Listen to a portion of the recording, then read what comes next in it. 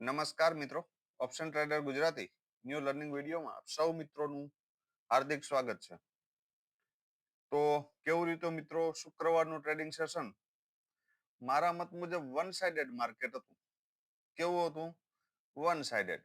કેમ કે આપણે લગભગ ક્લિયર ભાષામાં ચર્ચા એવી થઈ હતી કે જ્યાં સુધી માર્કેટ આ લેવલની ઉપર સ્ટ્રોંગલી ક્લોઝ ન કરે ત્યાં સુધી આપણે બુલિશ થશું નહીં અને આની નીચે ન જાય ત્યાં સુધી આપણે બિયરિશ નહીં થશું. પણ અહીંથી તમને કોઈ એક નેગેટિવ કેન્ડલ મળે અથવા તો અહીંયાથી એક નેગેટિવ કેન્ડલ મળે તો અહીંયાથી શોર્ટ કરી શકાય. પેલો ટાર્ગેટ આ અને બીજો આ.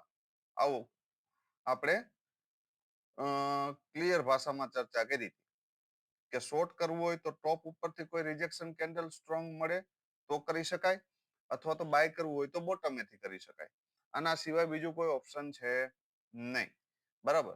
તો મોર્નિંગની જે આ પહેલી જ 5 મિનિટની કેન્ડલ હતી ને એની ક્લિયર ગઈકાલનું ક્લોઝિંગની નીચે ક્લોઝિંગ આપી દીધું. આ રેન્જની નીચે પણ આપ્યું.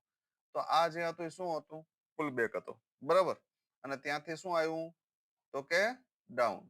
ફરી શું આવ્યું? તો કે આ બોક્સને રીટેસ્ટ કર્યું અને ફરી અહીંયાથી શું આવ્યું? તો કે ડાઉન આવ્યું.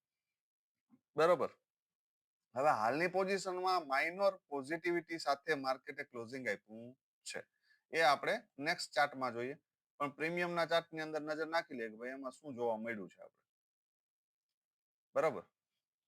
હવે ફર્સ્ટ 15 મિનિટની કોલની જે કેન્ડલ હતી ને એની આપણો જે આ લો છે 88 નો એ બ્રેક કરી દીધો. દેખાય છે? બરાબર. પહેલી જ 5 મિનિટની કેન્ડલે શું કરી નાખ્યું? 88 ના લો ને બ્રેક કરી દીધો છે. બરાબર.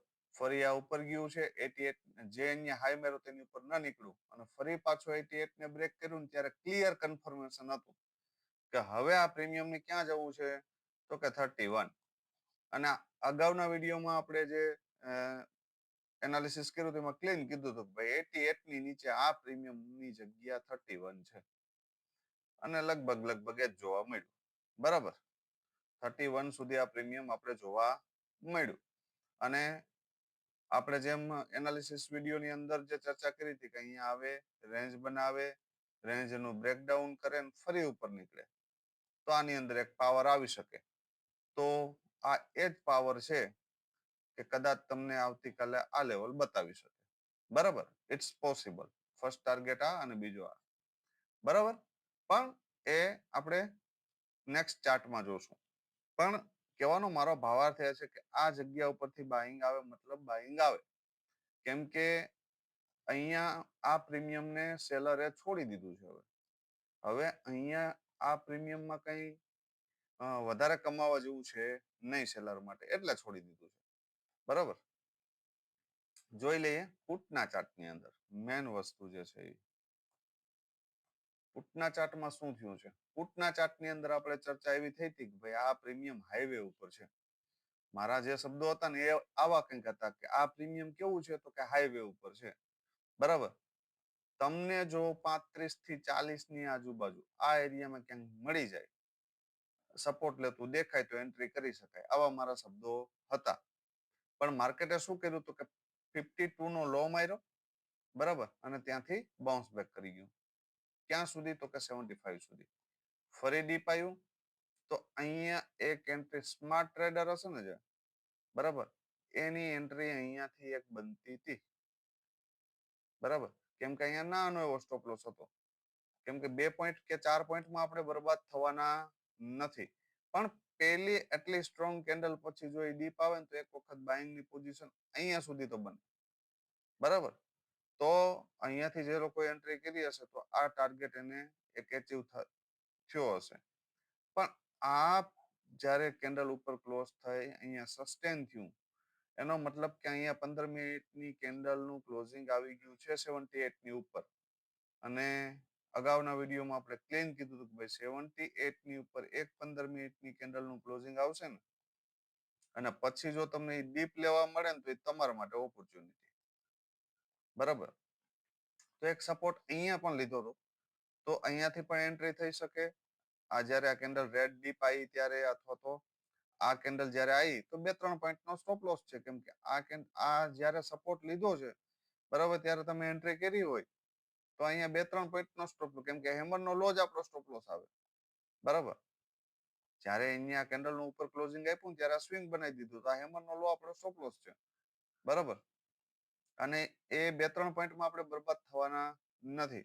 ફરી અહીંયા શું કર્યું તો કે ડીપ આવ્યું, ફરી ઉપર ગયું, ફરી લો બ્રેક કર્યો, પણ ફરી પાછું અહીંયા હાઈ બ્રેક કરી અને જ્યારે આ કેન્ડલ નું ક્લોઝિંગ આવ્યું, ફરી વાર બતાવું છું તમને, જો આ કેન્ડલ તો અહીંયાથી એન્ટ્રી બનતી હતી ફરી પાછી, બરાબર.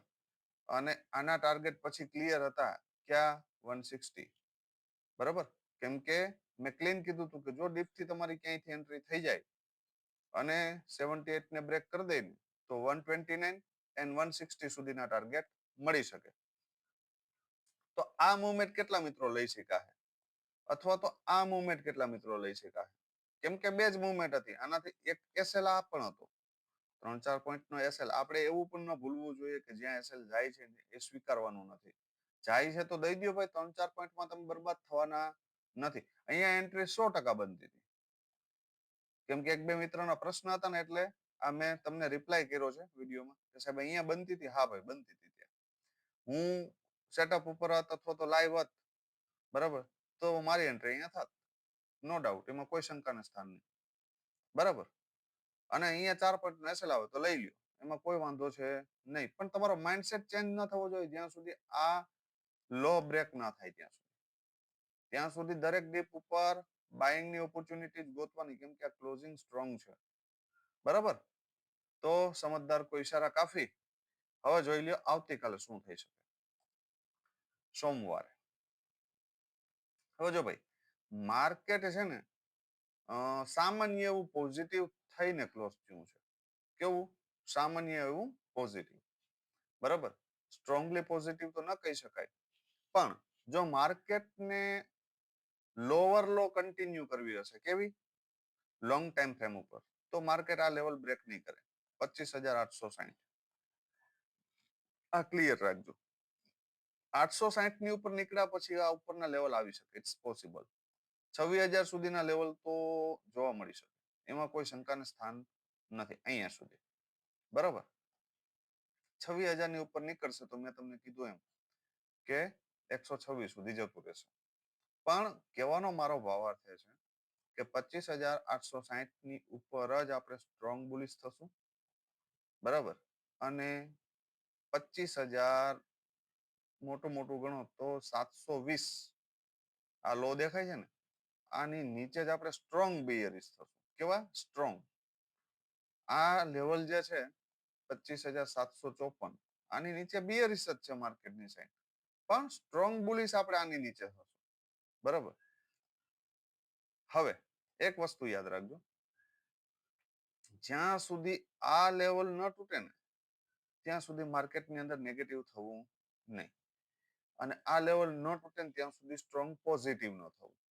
એટલે 860, 25,860 અને નીચેનું લેવલ છે 25,720, બરાબર. 720 એટલે 140 પોઈન્ટની રેન્જ છે. જ્યાં સુધી માર્કેટ આ રેન્જની અંદર છે ને ત્યાં સુધી આપણા બંને પ્રીમિયમ છે ને એ 2x આપશે, મતલબ ડબલ થશે. તમે બોટમ થી પકડશો ને પ્રીમિયમ ને તો, બરાબર. પણ જો આ કોઈ પણ લેવલ બ્રેક થયા તો 2 ગણા પણ થઈ શકે, 3x. મતલબ એક ભાગ તમે રોક્યો છે ને 2x તમારો પ્રોફિટ, બરાબર. આવું થઈ શકે. પણ જ્યાં સુધી આ રેન્જ ન બ્રેક થાય ત્યાં સુધી વધારે વિચારવું નહીં, બરાબર. આ બ્રેક થાય પછી લોંગ વન સાઇડેડ વિચારવું. ધારી લ્યો કે આ બ્રેક થાય તો ડાઉન સાઇડ વન સાઇડેડ વિચારવું, આ ઉપરનું લેવલ બ્રેક થાય તો down up side one sided વિચારવું, કે પુલ બેક ઉપરથી બાઇંગ આવી શકે, બરાબર. હવે જોઈ લ્યો પ્રીમિયમનો ચાર્ટ કે ભાઈ આ બંને પ્રીમિયમની અંદર શું થઈ શકે. સૌથી પહેલા કોલનો પ્રીમિયમ. કોલનું પ્રીમિયમ છે થોડું આઉટ ધ મની માઇનોર છે, 25,900 નો કોલ. પણ આ પ્રીમિયમ ની અંદર શું થઈ શકે? જો ભાઈ આ પ્રીમિયમમાં મારા મત મુજબ જો 42 ની નિયર બાય, મતલબ કે 42 થી 47 ની આજુબાજુ ક્યાંય પણ સપોર્ટ લેતું દેખાય તો પણ એન્ટ્રી કરી શકાય, અથવા તો આ પ્રીમિયમ 74 ની ઉપર એક કેન્ડલ નું ક્લોઝિંગ આપે તો પણ કરી શકાય, બરાબર. કેમ કે આ પ્રીમિયમ હાલની પોઝિશને હાઈવે ઉપર છે, બરાબર, પણ ક્યાં સુધી? તો કે 112 સુધી, બરાબર. મહત્વની વસ્તુ એ છે કે 112 ની ઉપર નીકળી જાય તો પછી 170 અને 226 આવી શકે. મારા મત મુજબ 112 તો પછીની વાત આવી, પણ જો 74 ની ઉપર 112 ક્યારે આવશે કે 74 ની ઉપર એક 15 મિનિટની કેન્ડલનું ક્લોઝિંગ આવે અને ફરી તમને ડીપ લેવા મળે, અથવા તો 74 ની આજુબાજુ ઉપર ક્લોઝિંગ આવ્યા પછી 74 રિટેસ્ટ મારતું દેખાય તો એન્ટ્રી કરી શકાય. ફર્સ્ટ ટાર્ગેટ 112, બીજો 170 અને ત્રીજો 226 આવે ને તો કોઈ નવાઈ કરવી નહીં. કન્ડિશન એ કે 74 ની ઉપર એક 15 મિનિટની કેન્ડલનું સ્ટ્રોંગ ક્લોઝિંગ જોઈએ. કેવું? સ્ટ્રોંગ. અહીંયાથી આમ સ્ટ્રોંગ ક્લોઝિંગ આવે અને ફરી પછી આ લેવલને રિટેસ્ટ કરતો દેખાય તો એન્ટ્રી કરી શકાય. અહીંયા સુધી ના ટાર્ગેટ મળવાની પોસિબિલિટી છે. હું તો એમ કહું કે 296 સુધીની છે, પણ 226 સુધી તો કન્ફર્મ આવી શકે. પણ કન્ડિશન યાદ રાખજો કે આની ઉપર 15 મિનિટની કેન્ડલનું ક્લોઝિંગ આવવું જોઈએ સ્ટ્રોંગ, અને પછી ડીપ આવવું જોઈએ, બરાબર. બાકી અહીંયાથી તમે ડીપ થી બેઠા હોય અને જો 74 ની ઉપર ક્લોઝિંગ આવી દે તો 50% ક્વોન્ટિટી બુક કરી લેવાય, 50% ને ટ્રાયલ કરાય એસએલ સાથે, બરાબર. આ મારી પર્સનલ સલાહ છે, બરાબર. તો સ્ક્રીનશોટ મારી લેજો. આપ એક વસ્તુ યાદ રાખજો, આ પ્રીમિયમ 42 ની નીચે ગયું ને તો પછી વીક છે, યાદ રાખજો. ક્યાં સુધી? 17 સુધી.